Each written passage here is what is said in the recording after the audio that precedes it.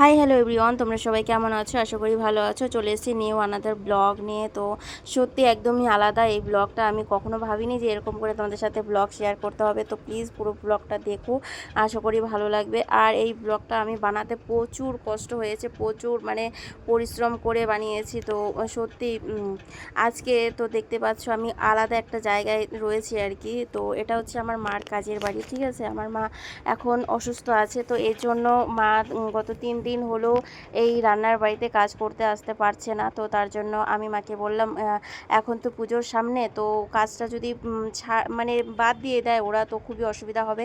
তো তার জন্য মাকে বললাম আমি তোমার বাড়িতে গিয়ে কাজটা করে দিয়ে আসি, তো রান্নাটা করে দিয়ে আসি। যেহেতু আমি রান্না করতে ভালোই বাসি, কিন্তু এসে এত মানে কি বলবো, এই ঘরটা প্রচুর গরম, এর জন্য আমার মার শরীর প্রচুর খারাপ হয়ে গেছে। তো সত্যি এত রান্না, আর এই ঘরের মধ্যে, এই রান্নাঘরের মধ্যে এত গরম কি বলবো, একটু ফ্যান নেই, পাখা নেই, কিচ্ছু নেই, প্রচুর গরম। তো দেখতে পাচ্ছ সকালবেলা এসে আগে রুটি তরকারি বানালাম, রুটি সবজি 12-13খানা রুটি বানিয়েছি, একা হাতে বেলেছি, একা হাতে, ভাবতে পারছো। তারপরে একা হাতে মোচা কেটেছি। এই তো দেখো, দেখতেই পাচ্ছ মোচা ধুচ্ছি আর কি। মোচাটা এখন সিদ্ধ করে নেব, তারপরে বসাবো আমি কচুর শাক। এত এত রান্না, ওরা যে কিভাবে খায় সত্যি বলছি। আমি বাড়িতে 2 পদের বেশি আমি 3 পদ করিই না। তো এখানটা এসে দেখতে পাচ্ছ প্রচুর ঘেমে চুমে আমার জামা পুরো একদম চুপচুপা হয়ে গেছে ঘেমে। এখন তো কিছুই না, মানে শেষের দিকে আরও প্রচুর খারাপ অবস্থা। এই দেখো আমার নাইটি না, জামাটা প্রচুর ভিজে গেছে একদম, মনে হয় চিপলে জল বেরোবে। তার মধ্যে সব কাজ একা করতে হবে। আমার মা যেহেতু রান্নারও কাজ করে, তারপরে মনে করো বাসন টাসন ধুয়ে তারপরে বাড়ি যায়, গ্যাস ট্যাস মুছে বাসন ধুয়ে তারপরে যায়। এরাও দেখাচ্ছি যে পুরো জামাটাই আমার কুর্তিটা পুরো ভিজে গেছে, প্রচুর গরম লাগছিল। আর আমি তো সেই দেখো কচু শাকও বানিয়ে নিয়েছি। কচু শাকও কাটতে প্রচুর টাইম লাগে গরমের মধ্যে, বুঝতেই পারছো। মোচা আর কচু কত রকম যে মানে কি বলবো, খুবই কষ্ট হচ্ছিল। আমি জানি না আমার মা এত কষ্ট করে কি করে লোকের বাড়িতে কাজ করে, আমার তো খুবই কষ্ট হচ্ছিল। তার মধ্যে শিলপাটায় মশলা করা, আমি তো তোমরা দেখোই বাড়িতে আমি মিক্সচারে মশলা করি, এখানটা আমার খুব কষ্ট হচ্ছিল। সত্যি মার জন্য এখন খুবই কষ্ট হচ্ছে যে মা এত কষ্ট করে এতগুলো রান্না করে একসাথে। তোমরা শুধু দেখতে যাও যে কত কিছু এরা রান্না করায়, লোককে পেলে টাকা একদম ওরা উসুল করে নেয়, বুঝলাম। তো তারপরে দেখো কাঁঠালের বিচি ভাজলাম, কচু শাক সিদ্ধ, কচু শাক, কাঁঠালের বিচি, মোচা, আলু কোয়াশের তরকারি, রুটি, ভাত, ডাল, মাছ, 3 রকমের মাছ, অনেক অনেক কিছু আইটেম ছিল, ঠিক আছে। তো ওরা কইসলি হ্যাঁ। তো দেখো এদিকে রান্নাও করছি, তোমাদের সাথে একটু একটু করে ভিডিও শেয়ার করছি, কারণ কি দেখাতে তো হবে না যে আমি দেখো একা হাতে কত কত কত কত কাজ করছি আজকে। আর মাছের মাথাটা এত বড়, আমার তো ঘৃণাই লাগে সত্যি কথা যেটা বলতে।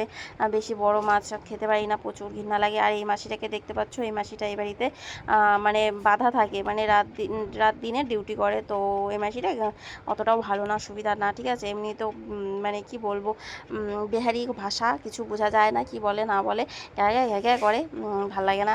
আর এই দেখো কত কত মাছ নিয়ে আসছে, এদিকে মাছের মাথা হবে মিষ্টি কুমড়া দিয়ে, মোচা রান্না করেছি, কচু শাক হচ্ছে এই পাশে, মাছ ভেজে নিয়েছি। মাছের মাথাটা প্রচুর পুড়ছিল জানো তো, আর প্রচুর ঘাইদা। এই মাছের মাথাটা ভাজতে গিয়ে প্রচুর মানে ভয় লাগছিল, ফটাস ফটাস করে বোম বাস্ট হচ্ছিল।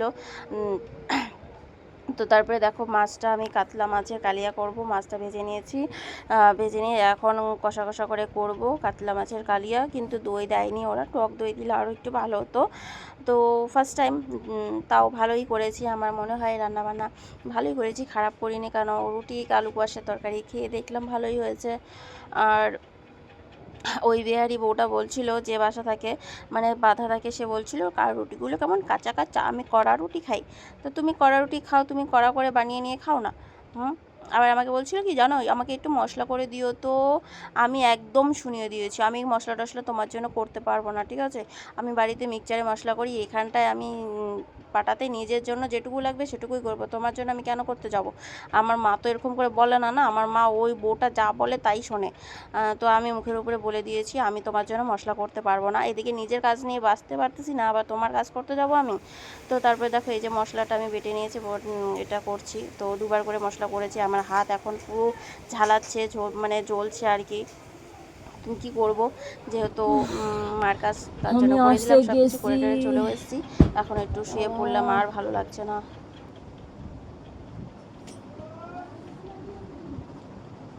যাব না, আমি নিয়ে দিয়ে এলাম মা। রাক্ষস শালা বলা এত খায়।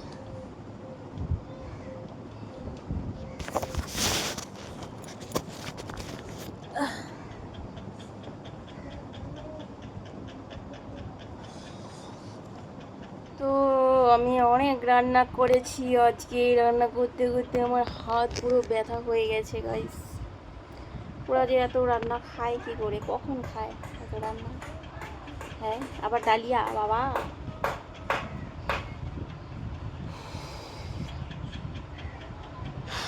তাও তো ঘর দুয়ার মুছি নেই, না মুছে চলে আসছি। বৃষ্টিও নামবে।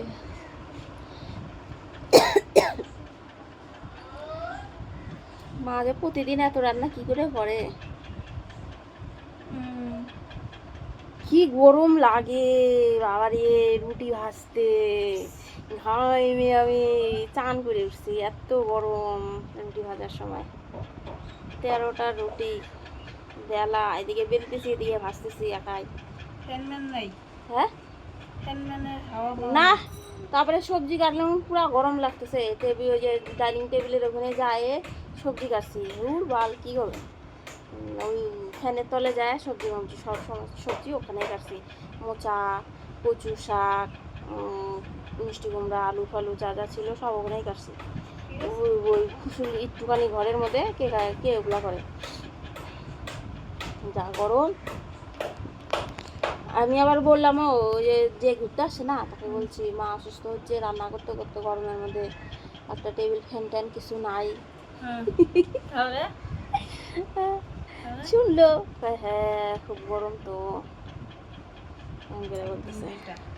হ্যাঁ, অত গরমে যদি ওইভাবে রান্না করতে থাকে, 10-12টা করে রান্না, এক ফোঁটা